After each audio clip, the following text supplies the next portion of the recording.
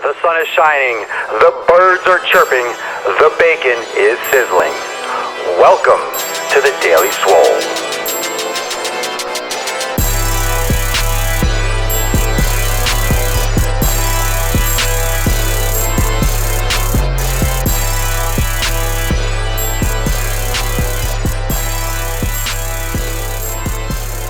Welcome everyone to episode 102 of the Daily Mother Swole.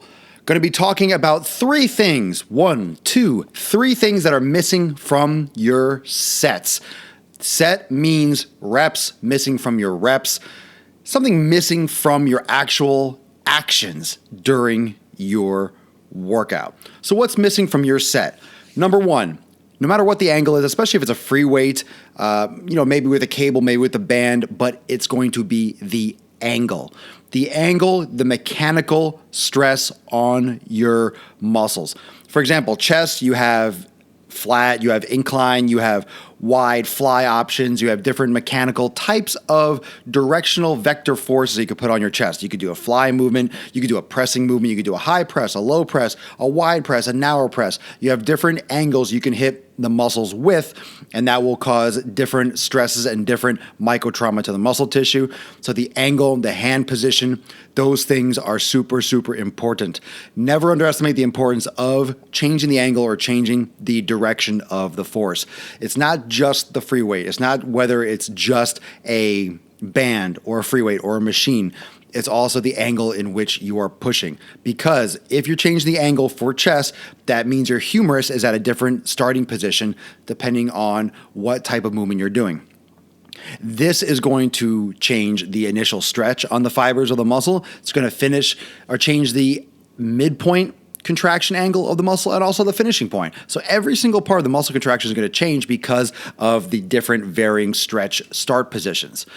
So that's going to be very important. Remember, your goal is to stimulate the muscle fibers and change the outside, the external stimuli, the external force that is going to demand the internal force to overcome it and also cause that micro trauma that your body will repair and rebuild stronger, better, more efficient, more effective, more versatile, and get you more results. Number two is tempo. Now, tempo means the pace of the repetition, how slow you're lowering the weight. For example, the eccentric portion of a bench press, the concentric portion, the raising, the pushing part, and also the isometric, the holding part where the muscle's not changing length. This is also known as TUT, T-U-T, time under tension. You can adjust the time under tension. Of course, the weight and the resistance that you choose is going to depend on how much time under tension you're putting your muscles through. But if you use certain strategies, which we're going to talk about in the third aspect that you're missing, these time under tension strategies can increase the overall work load that your muscle experiences during that specific set. So, for example, if you lower very slowly for 4, 5, 6, or 10 seconds or longer, you are increasing the time that your muscle's under tension. By increasing the time that the muscle's under tension, you are increasing the needed output that the muscle has to create internally in order to handle that external force. So time under tension is going to cause more damage. It's going to be a different type of stress.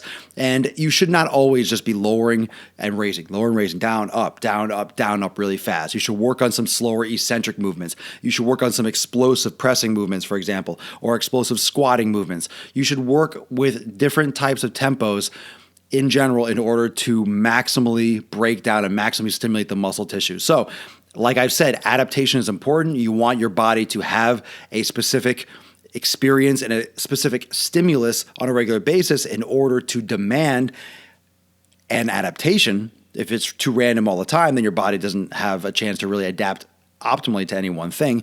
But if you give your body an exposure in order to adapt over time with some subtle changes that can stimulate on an acute level. For example, on the daily, you can change the time under tension, but on a macro level, you're doing moderate reps to failure for hypertrophic gains, in other words, muscle size. That's going to be beneficial. So doing some things where you're doing isometric holds, doing burnout sets, doing really slow eccentric movements, that's going to still lead to your macro goal, but on a micro level is going to cause different stimulation rather than just lift and lower, lift and lower. Okay, that's number 2. Number 3, range of motion and partial range of motion. This also relates to time under tension, but it's not just the pacing of the exercise. It's the actual distance that the joint is moving through position. For example, if you're doing, I'm just going to use a chest pressing movement example again.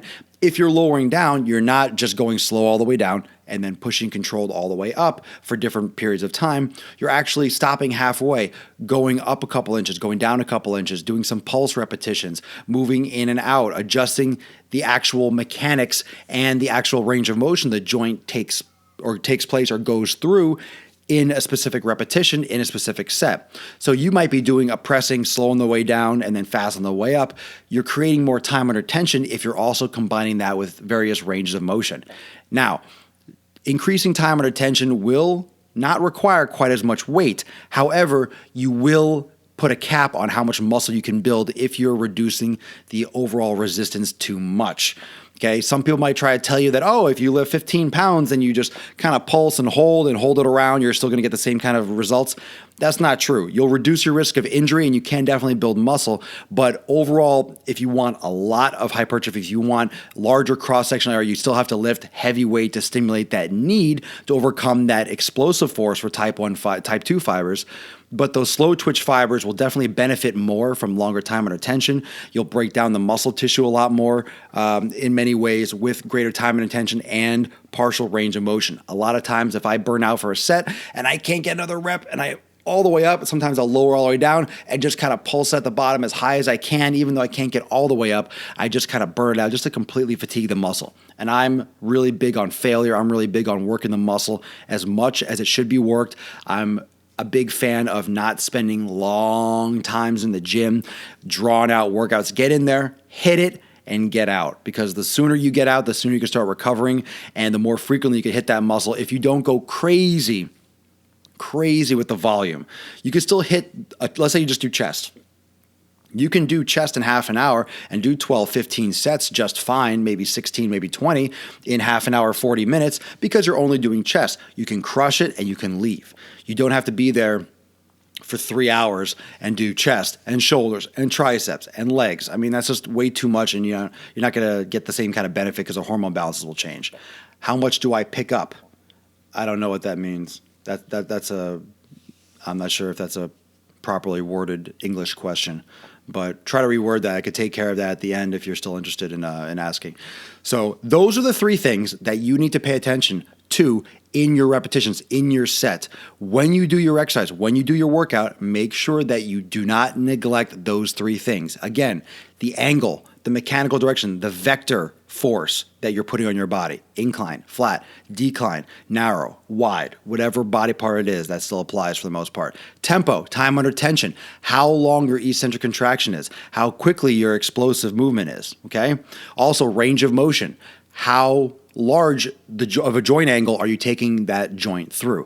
Are you taking it through the full range of motion, or are you doing partial? Those are 3 things that can definitely shake up your workout, stimulate your muscles in a new way, and take yo shit to the next level, and still just, it's going to be exciting. It's going to be different for your body. It's going to be different for you. It gives you a lot more options. So those are 3 things that you're missing from your set that I encourage all of you to play around with and try and attempt in combination with the acute variables that you're still using with rest, tempo, rep schemes for your desired outcome, for your overall goal.